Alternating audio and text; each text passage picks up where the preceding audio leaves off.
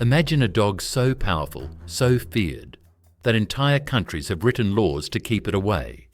A dog that can inspire love and loyalty in one home and panic on the streets in another.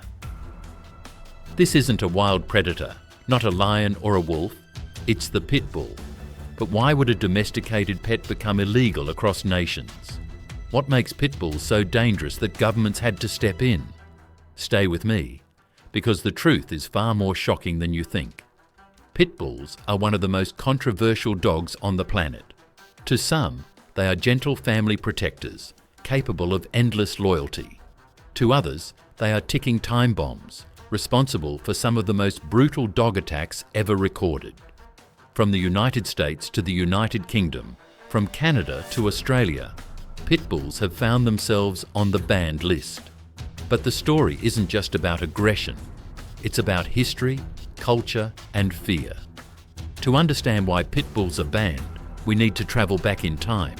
The breed traces its roots to 19th century England, where bulldogs and terriers were crossbred for one brutal purpose: blood sports. Back then, bull baiting and dog fighting were popular forms of entertainment.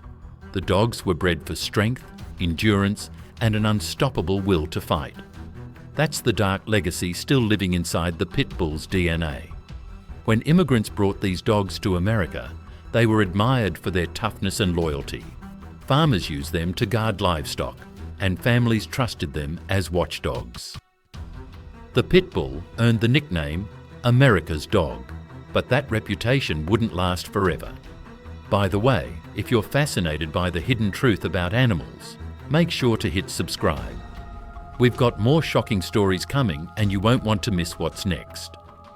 Now here's where the controversy explodes. Studies in the US and Canada show that pit bulls are linked to a disproportionately high number of fatal dog attacks. According to reports, pit bulls account for over 60% of deadly dog incidents, despite being only a small percentage of the dog population. When these attacks happen, they are often devastating. Victims have described pit bull bites as unlike anything else. Once they lock on, their muscular jaws make it almost impossible to break free. These reports spread fear, and governments responded the only way they knew how: by banning the breed. So, where exactly are pit bulls banned? United Kingdom. The Dangerous Dogs Act of 1991 made it illegal to own a pit bull without special exemption. Canada. Provinces like Ontario banned them outright after a string of attacks. Australia. Pit bulls are restricted imports and breeding is illegal. New Zealand, France, Denmark, Norway, Germany, and more all have strict laws against pit bulls. In many countries, simply walking down the street with one could result in your dog being confiscated. Imagine that. The pet you raised since it was a puppy could be taken away just because of its breed. Supporters of the ban argue that pit bulls are simply too dangerous. They say genetics matter. Just like you wouldn't keep a tiger in your backyard, you shouldn't keep a dog bred for fighting. They believe the risks outweigh the rewards, and no matter how much love or training you give, the instincts remain. But not everyone agrees. Animal lovers, trainers, and even veterinarians argue that pit bulls are misunderstood. They say aggression comes not from the dog, but from the owner. Poor training, neglect, and abuse push any dog to violence. With love and socialization, pit bulls can be just as gentle as Labradors or Golden Retrievers. In fact, many pit bulls work as therapy dogs, helping veterans and children heal from trauma. Some are even trained as service dogs, proving that their loyalty can save lives. So the question remains, are pit bulls naturally dangerous, or are they victims of bad human choices? Let's look at some real stories. The UK, 2007. A 5-year-old girl was killed in her own home by a family pit bull. The attack fueled calls to enforce stricter bans. Ontario, Canada. Reports of pit bulls attacking joggers and children in the early 2000s led to the province's infamous ban.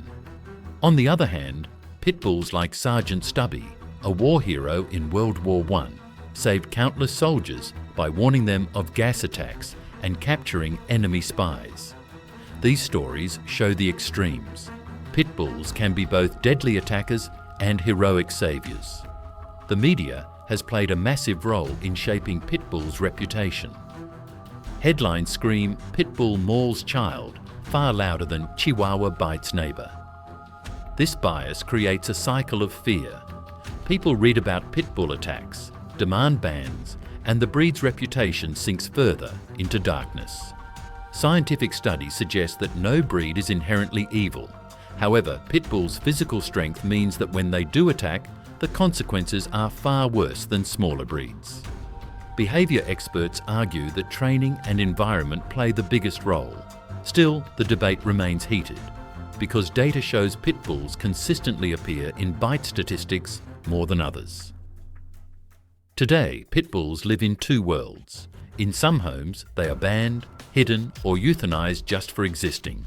In others, they are beloved family members, sleeping beside children and protecting households. In America, the breed is still common, with millions of pit bulls living as pets. Campaigns like "Don't bully my breed" try to change public opinion, yet bans remain in place in many regions. So why are pit bulls banned in so many countries? The answer lies in fear, history, and tragedy. Pit bulls are not monsters by nature, but their strength, their history, and the attacks linked to them make them one of the most polarizing dogs in the world. Some see them as loyal protectors. Others see them as dangerous weapons. And until humanity agrees on how to balance love with safety, pit bulls will continue to live in the shadow of controversy. What do you think? Should pit bulls be banned, or should we blame the humans who raised them? Drop your thoughts in the comments. I read them all. And if you want more eye-opening stories about the animal kingdom, don't forget to subscribe and join our community. Because sometimes the most dangerous animals are the ones closest to us.